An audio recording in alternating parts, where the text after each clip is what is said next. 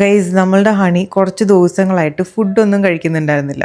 അങ്ങനെ ഞാൻ wait check ചെയ്തപ്പോഴാണെങ്കിൽ വെയിറ്റും നല്ലോണം കുറഞ്ഞിട്ടുണ്ട്. എന്താണ് കാര്യം എന്ന് എനിക്കറിയില്ലായിരുന്നു. അങ്ങനെ ഞാൻ ഹോസ്പിറ്റലിൽ കൊണ്ടുപോയിട്ട് ചെക്ക് ചെയ്തപ്പോഴാണ് മനസ്സിലായത് ഹണിയുടെ പല്ലിൽ പ്രോബ്ലം ഉണ്ട്. ഹണിയുടെ പല്ലിൽ ഇൻഫെക്ഷൻ, ജിഞ്ചിവൈറ്റിസ് എന്നാണ് പറയുന്നത്.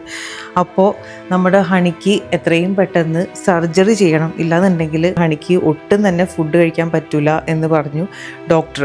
അപ്പോൾ അതുകൊണ്ട് നമ്മൾ നാളെ തന്നെ ഹണീനെ സർജറിക്ക് കൊണ്ടുപോവാണ്. ഇപ്പോൾ നിങ്ങൾക്ക് ഹണിയുടെ പല്ല് വേണമെങ്കിൽ നോക്കിക്കഴിഞ്ഞാൽ മനസ്സിലാവും. ഒരു റെഡ് ഷെയ്ഡ് ഉണ്ട് ഹണിയുടെ പല്ലിൽ. ഞാൻ കാണിച്ചു തരാം കേട്ടോ. കണ്ടോ, ഇതാണ് ഹണിയുടെ പല്ലിൻ്റെ ആ മുകളിലത്തെ പോർഷനിൽ ഒരു റെഡ് ഷെയ്ഡ് കണ്ടോ. അത് ഓവറായിട്ട് സ്പ്രെഡ് ആയി കഴിഞ്ഞാൽ പിന്നെ ഹണിക്ക് ഫുഡ് കഴിക്കാൻ പറ്റില്ല എന്നാണ് ഡോക്ടർ പറഞ്ഞത്. അതുമാത്രമല്ല, പല്ല് കൊഴിഞ്ഞു പോകാനുള്ള സാധ്യത വരെ ഉണ്ട്. അപ്പോൾ അതുകൊണ്ട് നമ്മുടെ ഹണീനെ നമ്മൾ നാളെ തന്നെ സർജറിക്ക് കൊണ്ടുപോവാണ്. സോ ഗൈസ്, ഡോക്ടർ എന്നോട് പറഞ്ഞിരിക്കുന്നത് ഈ ഒരു ഫുഡ് മാത്രമേ ഹണിക്ക് കൊടുക്കാൻ പാടുള്ളൂ. ഇന്ന് നൈറ്റ് ഈ ഒരു ഫുഡ് വിത്ത് മെഡിസിൻ മിക്സ് ചെയ്തിട്ട് ഹണിക്ക് കൊടുക്കുക. പിന്നെ ഹണിക്ക് സർജറി കഴിയുന്നത് വരെ ഒന്നും കൊടുക്കാൻ പാടില്ല എന്നാണ് ഡോക്ടർ പറഞ്ഞിരിക്കുന്നത്. ഇതൊരു ടാബ്ലറ്റ് ആയിരുന്നു, ഞാൻ പൊടിച്ചതാണ് കേട്ടോ ഗൈസ്. ഈ ഒരു ടാബ്ലറ്റ് ഇതിൽ മിക്സ് ചെയ്തിട്ട് നമ്മൾ ഹണിക്ക് കൊടുക്കും. ഹണിക്ക് ടേസ്റ്റ് ഇഷ്ടപ്പെട്ടില്ലെങ്കിൽ ഹണി കഴിക്കൂല.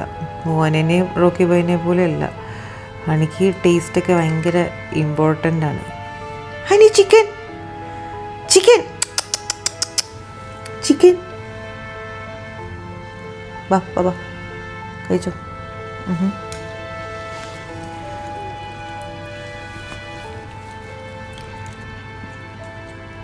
എന്തോ ഒരു ടേസ്റ്റ് വ്യത്യാസം തോന്നുന്നുണ്ട്.